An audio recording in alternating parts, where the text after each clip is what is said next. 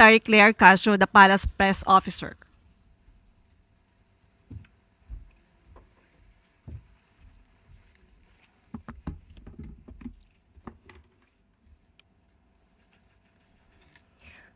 Magandang araw, Malacanang Press Corps. At maaari na po tayong tumanggap ng inyong mga katanungan. Unang tanong mula kay Christian Misorias, Radyo 630.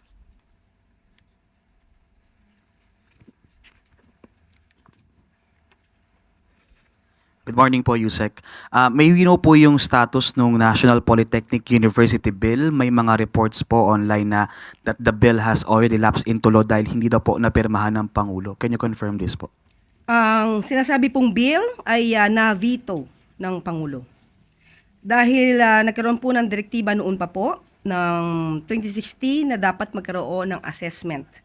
At sa ngayon po lumalabas na hindi po nagkaroon ng compliance para sa assessment ng nasabing paaralan. At mananatili naman po ang Pangulo at umaasa siya na ang PUP po ay magkakaroon din po ng national university status kapag ka po na-comply po nila lahat ang mga requirements. One follow-up lang po.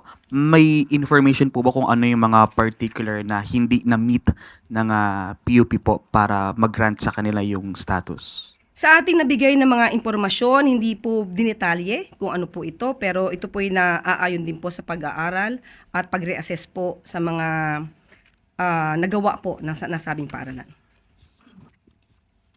Next question, Maris Umali, GMA News. Good morning, ma'am.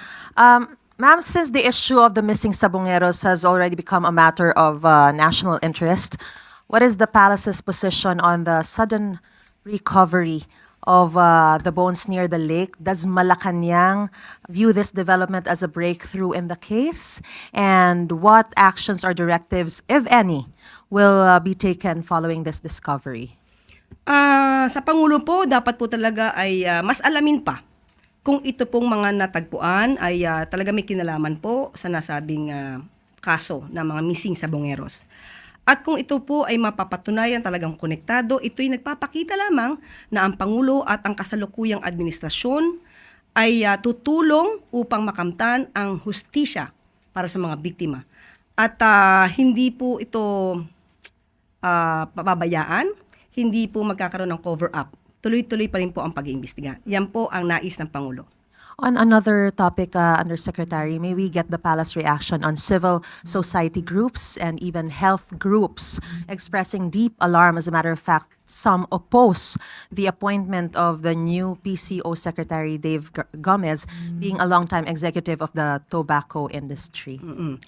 Siguro po, mas maganda po na mismong si Secretary Dave Gomez ang sumagot ng patungkol po dyan. Pero hindi maapektuhan ang Pangulo.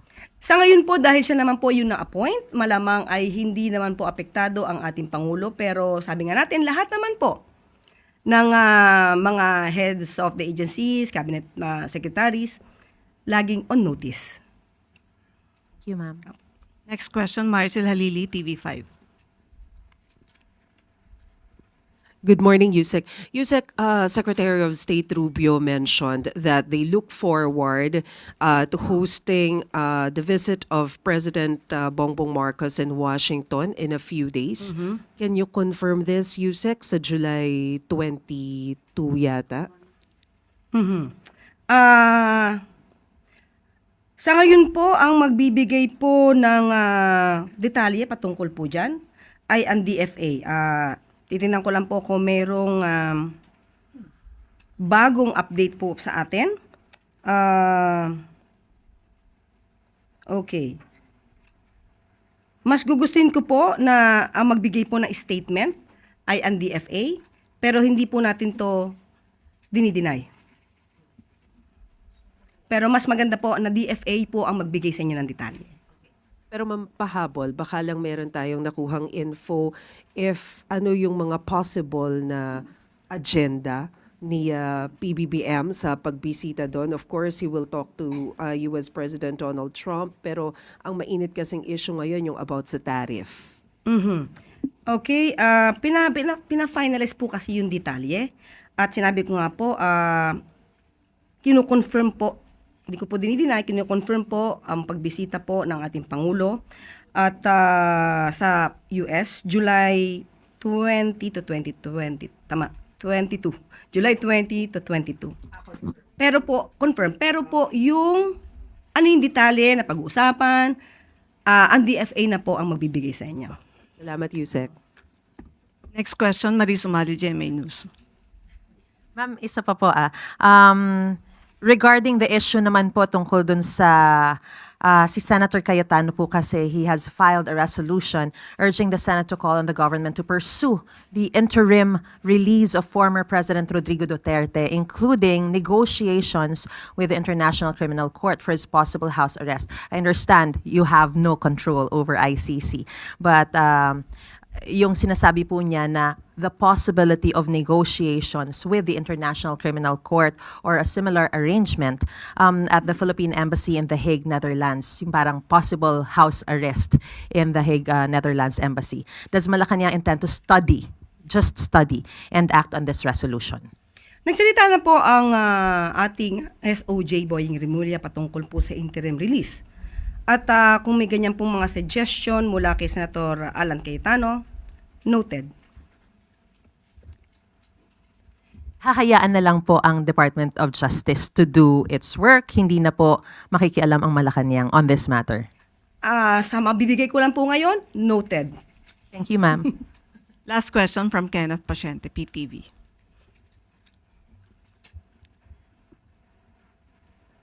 Hi, Yusek. Good morning po. Yusek, unmodified opinion po ang nakuha ng OVP from COA para sa fiscal year 2024 in spite of allegations of misuse of confidential funds. However, the COA clarified that an unmodified opinion does not necessarily mean that there were no misstatements found during the audit. Ano po ang reaction dito ng palasyo? Okay, liwanagin po natin ang unmodified opinion na ibinibigay po ng COA para po hindi masyado maguluhan ang ordinaryong Pilipino. Pag sinabi po kasing unmodified opinion, it pertains only to the financial statement presentation. So, ibig sabihin, sumunod lang po sa financial reporting framework. Kumbaga, yung format, kung ano yung laman, nagbalanse. Pero hindi po ito nagpapatunay na walang anomalya. Iba po yung tama ang pag-report at iba yung tama ang paggamit ng pondo. Kung sinasabing may continuing commitment ang OVP dahil dito sa unmodified opinion for transparency, accountability, judicious use of funds, as well as compliance with principles of good governance. Tandaan mo natin, yung opinion na po yun ay hindi po patungkol sa compliance and performance audits. Kung nagkaroon man po ng unmodified opinion ang COA for 3 years in a row, ang OVP, hindi po nangangahulugan na walang irregularidad sa paggamit ng pondo. Dahil iba po ang pag-audit sa paggamit, ito nga po yung compliance and performance audits. So ang ibig sabihin, yung level of compliance with regard to the laws, rules, and regulations, at kung ito ba ay nababase sa principles of efficiency and effectiveness, hindi po siya ang covered ng unmodified opinion ng COA. Dahil kahit po nagkaroon ng unmodified opinion ng COA sa OVP since 2022, meron pa rin pong notice of disallowance sa halagang 73 million pesos sa confidential funds. Meron din pong notice of disallowance or na-flag ang 164 million ng OVP for the 2023 confidential funds.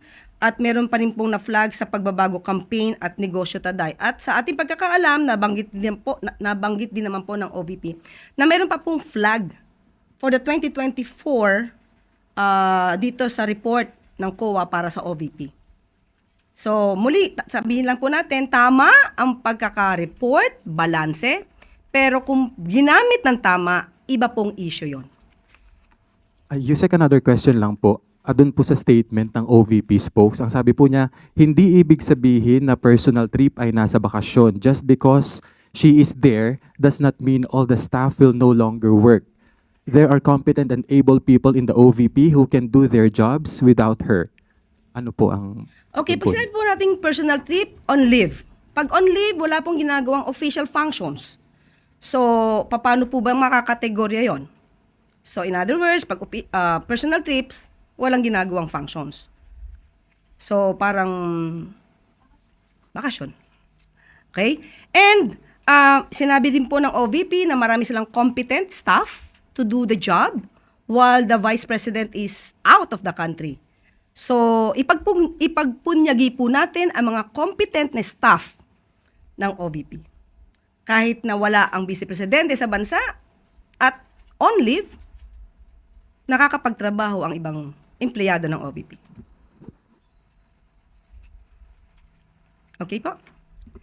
No internet data, no problem. Kasi ang Wi-Fi, libre na. Marami na ang nakikinabang ngayon sa libreng Wi-Fi sa Tacloban City.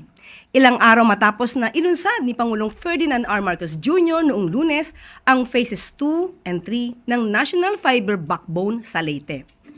Walang pagsidlan ng tuwa ang mga estudyante dahil sa mas madali at mas mabilis na ang pag-comply ng kanilang mga school requirements dahil sa libreng Wi-Fi ng administrasyon ni Pangulong Marcos Jr.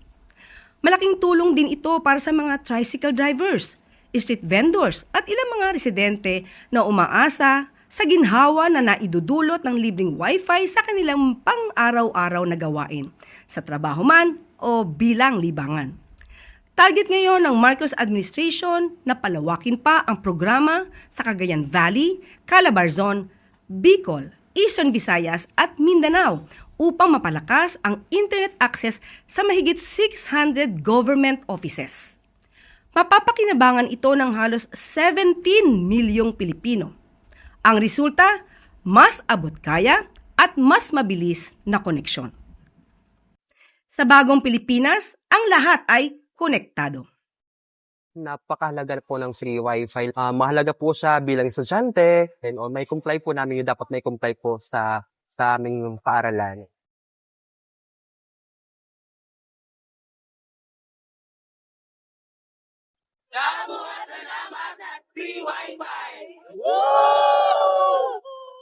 Malaking tulong yun. Hindi lang tulad namin sa mga nagtatricycle, pati yung mga kabataan. Pwede na kami ng wifi, di ba? Minsan wala nga kami pambili ng load, wala kami binta. Para din sa mga customers. Minsan naghahanap ng load, walang nagbibinta dito ng load. Ang masaya kami, mga tao dito, pag minsan may pupunta, may load kayo, sasabi ng wala, pero may free wifi dito. Totoo sila. Pero salamat po. Salamat.